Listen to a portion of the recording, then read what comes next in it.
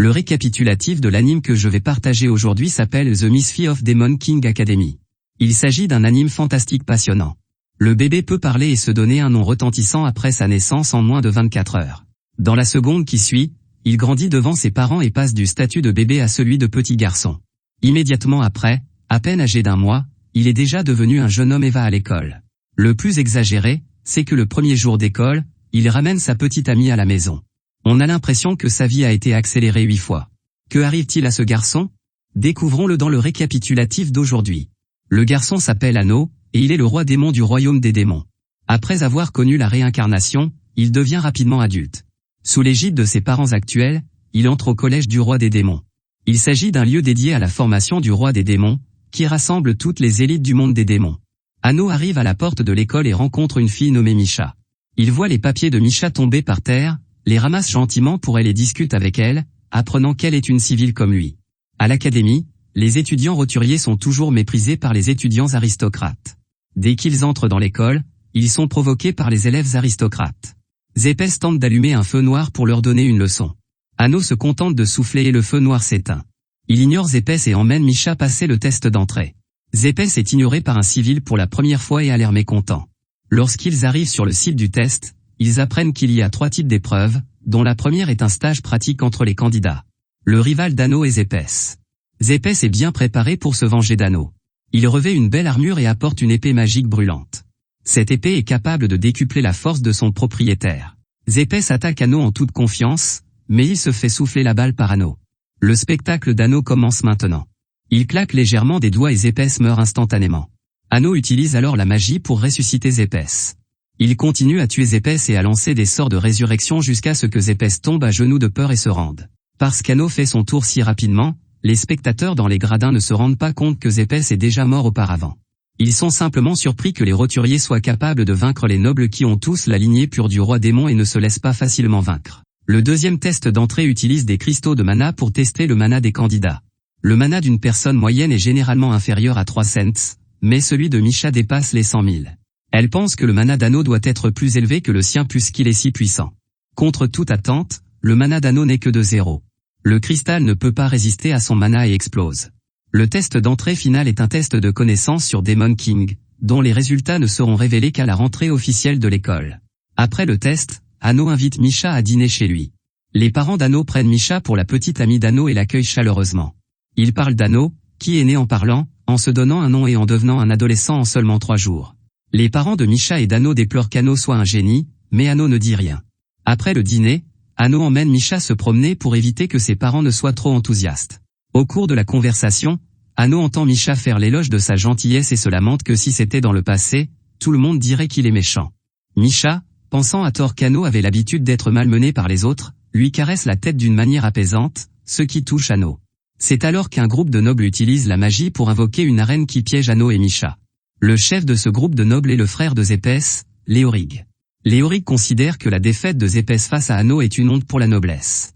Il tue d'abord Zépès à l'aide de la magie de la foudre, puis s'unit à d'autres nobles pour lancer de la magie dans le but de tuer Anno. Contre toute attente, Anno se contente de le regarder fixement, et il perd le contrôle de sa magie, ce qui le blesse gravement. Ne voulant pas échouer, Léorig veut utiliser sa meilleure magie contre Anno. Mais sa magie n'a aucun effet sur Anno. Pour se débarrasser de Léorig, Anno utilise la magie pour transformer Zépès en zombie et lui ordonner de mordre Léorig à mort. Anno utilise ensuite la magie pour détruire l'arène construite par Léorig et ressuscite Léorig et Zépès. Les frères s'interrogent avec horreur sur l'identité d'Anno. Anno révèle fièrement le nom qu'il utilisait en tant que roi des démons. Mais les frères ne reconnaissent pas ce nom. Anno est perplexe. Il pensait que dans le monde des démons qui vénèrent le roi démon, tout le monde avait entendu son nom. Au début du semestre, il interroge Misha sur le roi démon et apprend que le nom historique du roi démon n'est pas le sien. Anno est très frustré et se souvient inconsciemment de ce qui s'est passé lorsqu'il était encore roi des démons. Il y a 2000 ans, il a mené le monde des démons contre les humains, les elfes et les dieux et a été détesté par ces 3 races. Plus tard, il s'est lassé de la guerre et des massacres. Il fit une promesse au héros humain Canon. Anno acceptait d'être tué par Canon, et après sa mort, il utiliserait tout son pouvoir pour créer une barrière qui empêcherait un nouveau conflit entre les 4 races. Canon devait convaincre 3 races autres que les démons d'arrêter la guerre. À ce moment-là, la voix de Misha interrompt les souvenirs d'Anno. Anno n'a réussi que l'épreuve de combat du test d'entrée d'hier et a été jugé inapte à devenir roi des démons. Cela éveille instantanément le désir d'Anno de gagner, et il décide de prouver sa force lors de l'étude suivante. L'occasion ne tarde pas à se présenter. Le professeur demande aux élèves de former librement des équipes et d'effectuer des exercices pratiques. Ano choisit de faire équipe avec Misha, tandis que les élèves aristocrates veulent faire équipe avec une jeune fille talentueuse nommée Sacha. Lorsqu'il apprend que Sacha est la sœur jumelle de Misha, il tente de l'inviter à rejoindre son équipe. Contre toute attente, il est ridiculisé par Sacha. Bien que Sacha soit la sœur jumelle de Misha, elle est une aristocrate. Elle considère Ano et Misha comme des civils. Ano se dispute avec Sacha à ce sujet et fait un pari. Si Ano et Misha perdent lors d'un entraînement au combat, ils suivront les ordres de Sacha. Dans le cas contraire, Sacha devra se joindre à eux. L'équipe d'Ano et celle de Sacha commencent à se battre. Les deux équipes construisent des châteaux avec de la magie comme base. Dès que la bataille commence, Sacha ordonne à ses coéquipiers de prendre d'assaut le château de Misha. À la surprise de Sacha, avant même que l'assaut ne commence, Ano se précipite sur son château. D'une seule main, il soulève tout le château et le jette à l'extérieur. Sacha, qui a du mal à se relever, ordonne rapidement à ses hommes de faire appel à la magie et d'invoquer un canon géant pour attaquer Ano. Cette fois, Ano n'utilise qu'un seul doigt pour déclencher une attaque plus puissante et vaincre l'équipe de Sacha. Misha, inquiète pour la sécurité de sa sœur, se précipite immédiatement vers Sacha, mais ce dernier n'apprécie pas du tout et hurle sur Ano. Lorsque Sacha est en colère, des motifs rouges apparaissent dans ses yeux et beaucoup de gens ont peur d'elle. Ano, lui, fait l'éloge de ses beaux yeux. Sacha est immédiatement impressionné par Ano, renonce volontairement à l'attaque, respecte le pari et rejoint Ano. Après avoir rejoint l'équipe, son attitude à l'égard de Misha change également beaucoup. Après l'école, Ano se porte volontaire pour raccompagner Sacha et Misha chez elle, mais les deux sœurs ne vivent pas au même endroit. Ano pense qu'il n'est pas approprié de s'enquérir de la vie privée des autres, et il ne peut donc que les raccompagner séparément. Lorsque Misha rentre chez elle, Sacha embrasse soudain Ano pour le remercier de les avoir aidés à se réconcilier. À ce moment-là, Ano ne sait pas que l'initiative de Sacha de rechercher la paix cache un autre objectif. Peu après, les élèves de l'Académie du Roi Démon accueillent un cours spécial. Ce cours est dirigé par un démon nommé Ivy. Ivy est l'un des 7 empereurs démons du royaume des démons qu'Ano a créé avec son propre sang avant de mourir.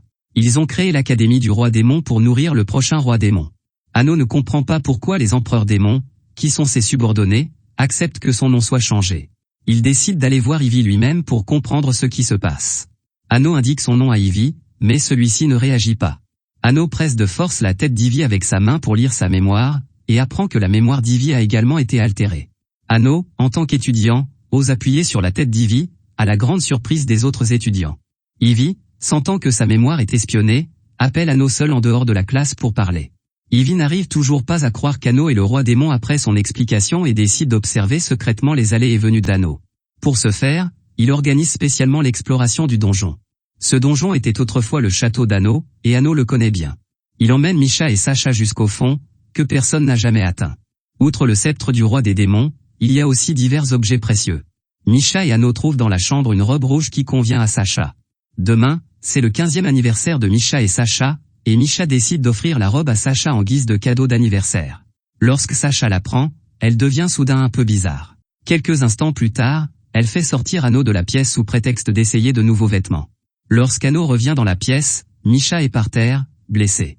Sacha admet qu'elle a blessé Misha pour s'emparer du sceptre de Demon King. Elle dit cela et s'enfuit de la pièce. Ano pense que Sacha ment. Si elle vise le sceptre, elle peut partir avec le sceptre alors qu'elle et Misha sont dans la pièce. Il se dépêche d'utiliser la formule magique pour guérir Misha, désireux de savoir ce qui vient de se passer. Ce n'est qu'à ce moment-là que Misha révèle le secret qui les unit. En fait, Misha et Sacha ne sont pas jumeaux. Il y a 15 ans, Ivy avait l'intention d'engendrer un puissant héritier du roi des démons. Il a utilisé la magie pour séparer un nouveau bébé de l'âme de Sacha, nommé Misha, et l'a confié à une famille civile dans l'espoir qu'il acquiert des capacités différentes. 15 ans plus tard, Misha fusionne automatiquement avec le corps de Sacha. À partir de ce moment, Sacha obtiendra le double pouvoir et Misha disparaîtra. Misha n'a jamais essayé de résister à la magie d'Ivy et a toujours essayé de s'entendre avec Sacha, mais ce dernier a toujours réagi froidement. Elle ne comprend pas pourquoi Sacha la déteste à ce point puisqu'ils sont deux en un. Ano décide d'aider Misha à trouver la réponse et l'emmène voir Sacha. Sacha lui dit que si Ano réussit à lancer un sort très difficile comme elle le lui demande, elle lui répondra. Ano lance le sort demandé par Sacha, et alors qu'il est sur le point d'achever la magie, il découvre qu'il s'agit de fusionner Sacha avec le corps de Misha. Misha s'empresse d'arrêter la magie et serre Sacha dans ses bras. Sacha dit ce qu'elle pense vraiment. Elle a été traitée comme un monstre depuis son enfance parce que ses yeux étaient bizarres, et seul Misha était prêt à s'approcher d'elle. Sacha sait que tant que Misha résistera à la fusion, elle sera fondue dans le corps de Misha pour que celui-ci ne disparaisse pas. Au fil des ans, elle a agi comme si elle détestait Misha, espérant que Misha la détesterait. Anno écoute la déclaration de Sacha et avoue qu'il a un moyen de les garder tous en vie. Il peut utiliser la magie pour les renvoyer 15 ans en arrière, et tant qu'ils sont séparés de leur passé, ils peuvent avoir une âme complète. Les paroles d'Anno donnent de l'espoir à Sacha et Misha. Mais l'approche d'Anno a un inconvénient fatal. Sacha et Misha ne deviendront pas plus forts après avoir fusionné avec leur ancien moi. Ivy se cache dans un coin et entend tout. Il ne peut pas supporter la destruction de ses réalisations et prévoit de s'approcher furtivement d'Anno, mais ce dernier lui tire dessus. Après avoir abattu Ivy, Anno active immédiatement sa magie pour envoyer Sacha et Misha dans le passé.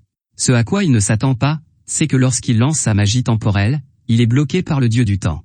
Le dieu du temps n'a pas de corps physique et ne peut que donner à Ivy une grande puissance pour attaquer Anno. Anno combat Ivy tout en protégeant les deux filles et en les aidant à remonter le temps et à achever leur fusion.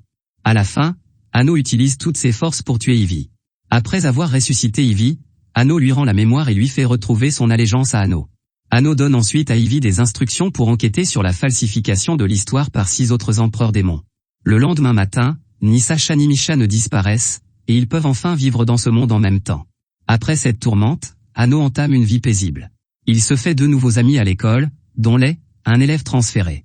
À son arrivée à l'académie du roi démon, Lei fait preuve d'un grand talent pour le maniement de l'épée, battant 2 empereurs démons chargés de l'enseigner. Cependant, il perd face à Anno qui utilise des branches comme arme lors d'une compétition d'épée.